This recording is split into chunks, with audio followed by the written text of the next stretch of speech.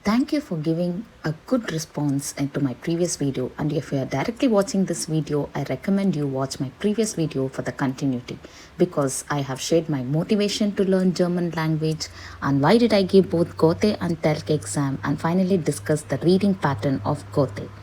In this video, we will talk about Hören, Schreiben and Sprachen part in Goethe.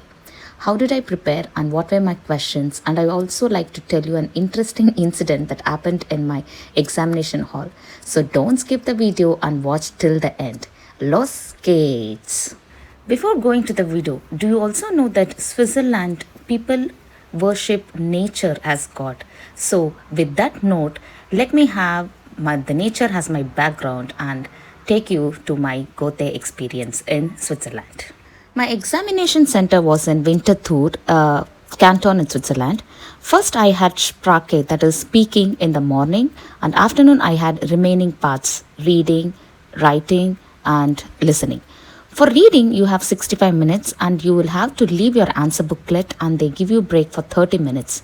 And then you have to come back for Hören, after which they take away the question paper and then give you Schreiben, so you don't have any option to recorrect your answer in the break. In Hören, we have 4 parts and the audio will be played twice for 2 parts. After reading, they give a break of 30 minutes and they are in speaker. So my first tip is practice as much as model papers and YouTube videos in speaker mode or in TV and not with the earphone.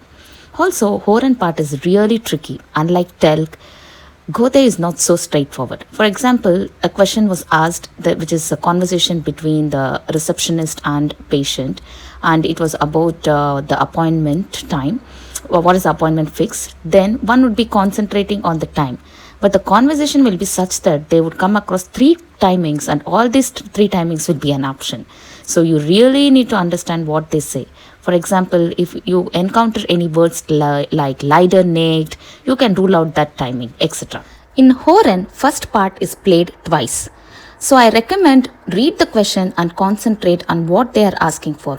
Generally, questions will be on conversation between neighbors, friends, radio announcements, in stations, etc. 10 questions will be asked. So if you get it all right, it's a huge bonus for you. The second part, generally it would be on tourist guide, conversation or city tour, traffic instructions for cyclist, chocolate factory tour, the new company tour. So generally it would be on tour. So 5 questions will be asked. Sometimes smart work applies here. So rule out from options itself depending on the context used when you could not make out from the playing, since this is played only once.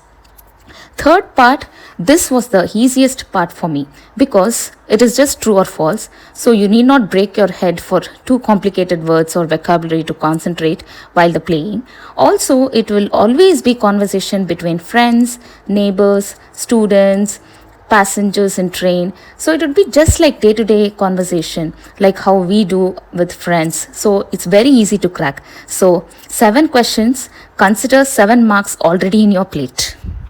Also, in the final part, during the first record, figure out who is moderator and participants. Then it would be easy to answer who is telling what. Fourth part, 8 questions will be asked, and it is always a talk between 2 people on some common topic, and a moderator will be hosting it. So, in the first record, if you are able to point out who is moderator and participants, you're halfway through, and when it is played second time, you can easily answer the question. Things that worked out for me is interacting with my friends who all had different accent, and I also make sure I always put an effort to talk to people in railway sector or transport or other places to know their accent. But now in the app world, it's getting difficult to interact with person. So only way out is to practice as much papers as possible. Then comes the Schreiben part. You would be given formal, informal and a context to put forward your thoughts. The only tip I can give is just by heart the head and tail part of these formats. After that, everything will be in question and you have to just come up with the reason. And sometimes they would only give you the reason for excuse and you just have to build the sentences. Next part is Pay attention to capital, small letters, and punctuation. These are very important in the Schreiben, and they have different marks allotted for these things. And the final is Sprachen. Many would fear for speaking part, but I should admit that was the easiest of all section. Before the Sprache part, you have to briefly introduce about yourself just for a minute, and I would say that this doesn't count for exam. Nonetheless, it is just to make you comfortable with your partner and the examiner. Later, you have three parts here. First part is both you and your partner should plan and come up with something. Example, it would be plan an outing, surprise your friend birthday, etc. And what we got is it was during my exam was during COVID time, so we got a topic like my friend had met with an accident and is recovering in the hospital, and we have to visit her and offer something useful. Since it was COVID, my partner was really good at suggesting that we help her by giving the provisionary or groceries and also cook something. And I also added, yes, that's a good idea. Sometimes if you don't feel you're short of words and don't really understand the topic, you can just be quiet and allow the partner to talk, and slowly when you realize what exactly is going on, then maybe you can acknowledge. The main thing in Sprache is they see that you understand the conversation. It is not that you keep talking, because sometimes when you just at the echo of talking, we might be prone to commit a lot of mistakes. So my tip would be learn few sentences that would be very nice to hear, like das ist eine gute Idee, es ist sehr toll, und so weiter. Second part is you have to present a theme. So you can note down bulletin points and use it while presenting. I wrote few sentences too and used it, but make sure you listen to your partner's presentation carefully because you will be asked to question them. My theme was Pause in Arbeitszeit, which means break at your work. So I talked about advantages of it and how is it in my home country and what I liked in Switzerland compared to my home country. Then my examiner asked me, can you give some example where the pause or the break works better in which sectors? And then I answered her question. And immediately my partner asked me, he is not okay with the break concept in work because in his working place all smoke in the break and he feels it's not good to give break. Wow, what do you like to give solution to this? Luckily, I had read some article in Japan that workers are given like incentives if they do not smoke. So I narrated same incidents. If they could implement such measures, maybe they get drawn towards it and quit smoking.